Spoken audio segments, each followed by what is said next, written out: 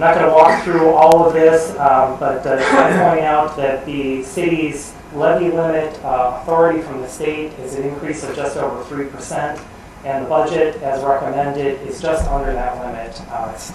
We're calculating $375 under that limit, so we're maximizing that base.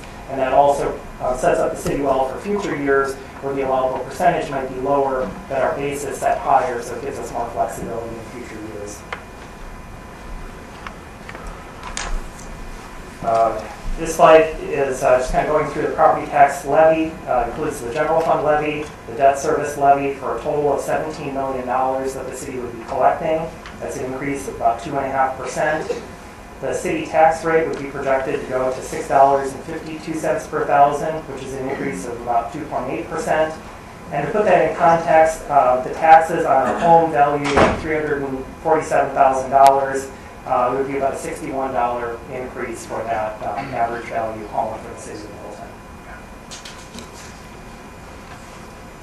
During the process, we looked at all of our other non-property tax revenues. And I'm not going to go through each one of those unless there are questions, but I did want to highlight that one of the recommendations is to increase the room tax rate charged for overnight hotel stays from 7% to 8%.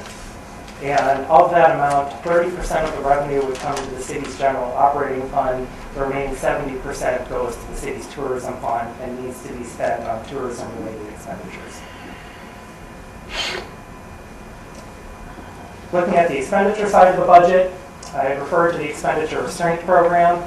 This is a voluntary program from the state of Wisconsin that provides that if municipalities limit the growth of their general fund spending by under a certain dollar amount, they qualify for an additional aid program.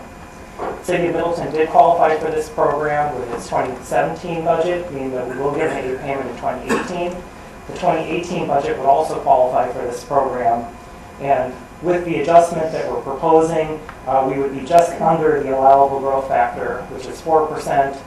With the adjustment, we would be at 3.98%, so just under that limit, but again, keeping our base high for future years.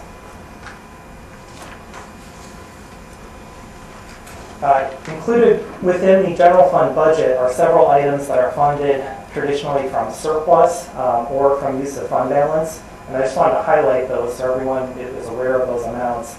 The first two are the EMS and fire equipment reserves.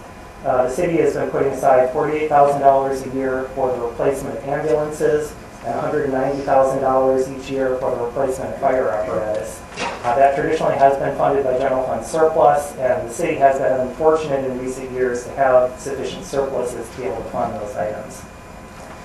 We also have been trying to put aside at least $210,000 each year for future costs related to compensated absences, which is accrual of sick time for employees that build up sick time or other leave, and then at the time of retirement are eligible to either have those paid out or placed into an escrow for future medical costs. And then the final is that emergency contingency that I referred to earlier. As the budget is presented, or the option is presented, that would be funded by fund balance. Again, the intent would be that would only be used in the event of a true emergency. So the hope would be that while we budget for that, that we would not need to spend that unless something truly catastrophic takes